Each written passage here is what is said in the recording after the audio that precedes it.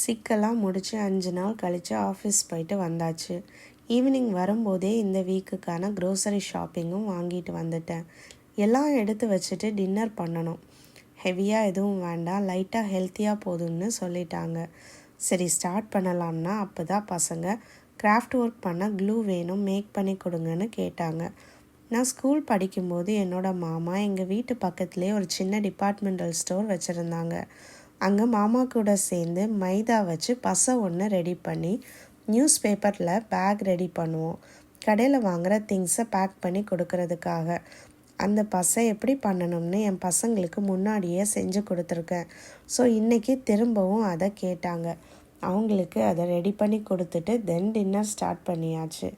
Mushroom with capsicum and onion roast செய்ய start பண்ணியிருந்தேன். மதியம் பண்ண கேரட் பீன்ஸ் பொரியல் இருந்தது.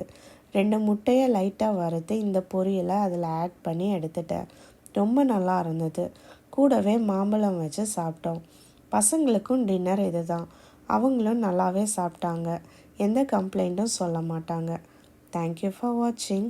இன்னொரு வீடியோவில் பார்க்கலாம்.